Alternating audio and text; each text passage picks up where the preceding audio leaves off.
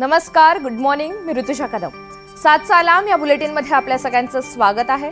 राज्यासह देश विदेशातील घडामोडींचा वेगवान स्वरूपात आढावा घेणार आहोत आणि काही महत्त्वाचे अपडेट सविस्तर पाहणार आहोत. मात्र त्यापूर्वी एक नजर हेडलाईन्सवर. आज सलग 12व्या दिवशी अशोक खराची एसआयटी चौकशी होणार, तर सूत्रांच्या माहितीनुसार या प्रकरणात आयकर विभागाची देखील एंट्री होण्याची शक्यता.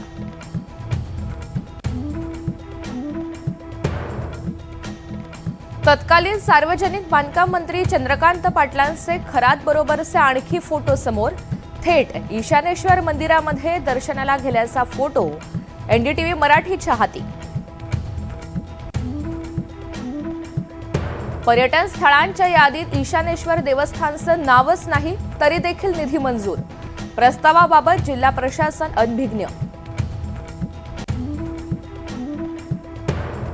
उद्धव ठाकरे यांच्या उपस्थितीत आज दुपारी शिवसेना भवनात महत्त्वाच्या बैठकीचं आयोजन. जिल्हा प्रमुखांसोबत आगामी राजकीय घडामोडी, निवडणुकांच्या तयारीवर चर्चा होण्याची शक्यता.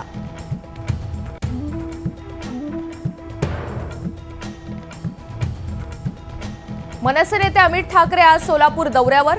निवडणुकीदरम्यान हत्या झालेले मनसेचे दिवंगत पदाधिकारी बाळासाहेब सरवदे यांच्या कुटुंबाची भेट घेणार. संभाजीनगरमध्ये एलपीजी गॅसच्या दरात मोठी वाढ झाल्यानं रिक्षा चालकांमध्ये असंतोष. ठाकरे गट क्रांती चौक ते जिल्हाधिकारी कार्यालयापर्यंत चक्काजाम आंदोलन करणार.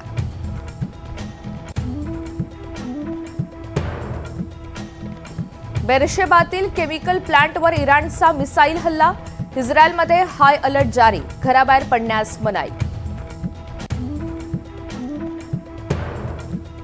आणि मुंबई इंडियन्सचा वानखेडेवर धमाका. 14 वर्षांनंतर पहिल्यांदाच विजयी सलामी. रोहित शर्मा आणि रिकल्टनच्या तडाखेबंद खेळीमुळे केकेआरचा पराभव.